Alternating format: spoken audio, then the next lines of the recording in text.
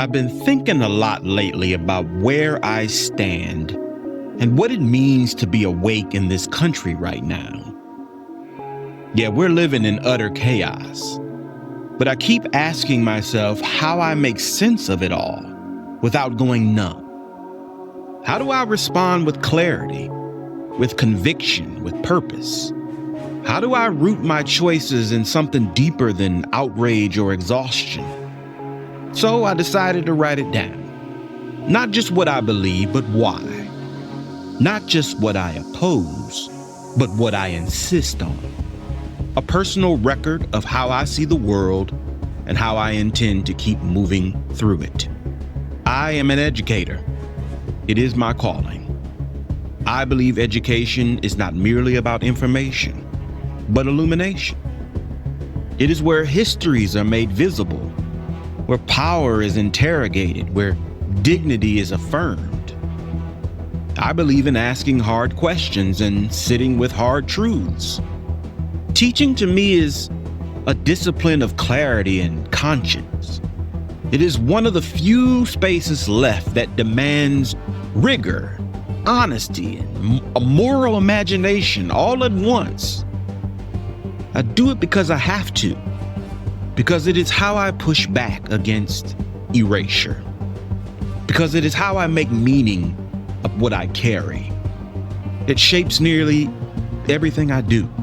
I am not interested in returning to some imagined version of America where things were simpler, cleaner, or quote, gray, because I know what was happening during those times. I know what my ancestors endured. I know the systems that were built and protected, not for justice, but for control. I know the stories that never got told in textbooks and of the generations of people devastated by bad policy. I come from people who chose courage in the face of impossible choices. People who left behind the only lives they had ever known. People who carried faith that something better had to be possible. Their sacrifices were paid in real costs and quiet grief. That kind of bravery does not dissolve with time. It lives on. It is sown into my instincts. It is written into my name, and what I carry is their sacred memory. An instruction that we have overcome before, and there's no excuse to settle now. I pay attention, and what I see is the poorest among us suffer the most because the system is built that way. It is designed to exploit their inability to fight back, to navigate, to access workarounds that the more privileged take for granted. The rules bend for those who can pay their way through. Everything else gets exploited for trying to survive. And the most vulnerable among us are the low-hanging fruit for the dogmatic, the self-righteous, and the opportunistic. The people who claim moral authority are the quickest to scapegoat. The people who claim to protect children are the first to attack them. Trans folk, queer folks, Black folks, the differently abled, people who deserve protection, affirmation, and policies that reflect their full humanity. They are not a distraction. They are not disposable. They are not anyone's cultural punching bag. I see what's happening, and I'm naming it. And I'm not here to make peace with any of it. I believe in a country where some things are not for profit and off limits to the market. Healthcare is not a luxury. Housing is not a privilege. Food and education should never depend on zip codes or bank accounts. These are not rewards for good behavior. They are the foundation of a just society. There's nothing liberating about a society where the basics of survival are locked behind a paywall. That is not freedom. That is a failure of moral imagination. That's why I advocate for public goods. That is why I believe in due process. Not because it's tidy or convenient, but because without it, we do not have a system of law. We have a system of rulers. And once you allow power to decide who is worthy of dignity and who is not, it won't stop there. It never does. I believe in calling things by their true name, because language is where power hides. School choice is about starving public education. Law and order is about selective punishment. America First is about deciding who gets to belong and who gets erased. These are sanitized slogans used to smuggle in cruelty. If we do not name it, we normalize it. And if we normalize it, we become complicit.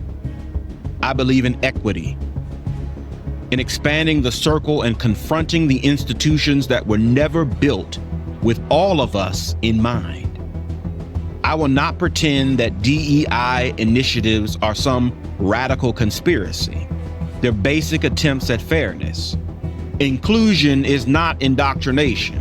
Representation is not a threat. And refusing to see people in their fullness is not neutrality. It is erasure. Believing in equity and justice is a commitment that asks something of us. It asks us to grieve honestly, to rage righteously, to refuse the easy path of resignation. It demands that we challenge cynicism. The people who benefit most from this broken system are counting on our exhaustion. They are banking on our silence. They want us to forget that change is possible so they can keep everything exactly as it is. I refuse to give them that comfort. I have seen what happens when people organize. I have seen what happens when Black women lead, when queer people push, when communities stand up and say no more. The people who built this country, often unpaid, unprotected, and unseen, are the very ones who still carry the blueprint for its repair. I'm not going to go back to ignorance, silence, or to politeness masquerading as unity. I will not center the comfort of the privileged while justice is under attack. I will not make room for bigotry under the guise of free speech. I will not cede moral ground just to keep peace with those who benefit from injustice. So I'm going to continue to speak plainly and act with clarity. I'm going to show up angry when necessary, graceful when called, and resolute always. Because I have read the history and I know exactly what happens when we do nothing. I find comfort in history, not because it is soft or safe, but because it exposes the truth. It shows us patterns. It reminds us that we are not the first to stand at the edge of the fire and choose to fight instead of flee. This is your invitation to pause and get honest with yourself. What do you actually believe in? What would you fight for? What will you no longer excuse? Take the time to figure it out. Write it down if you need to. Say it out loud. Draw the line.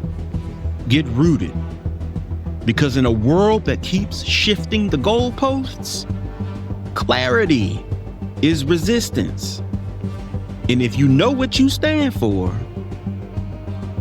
they can't move you.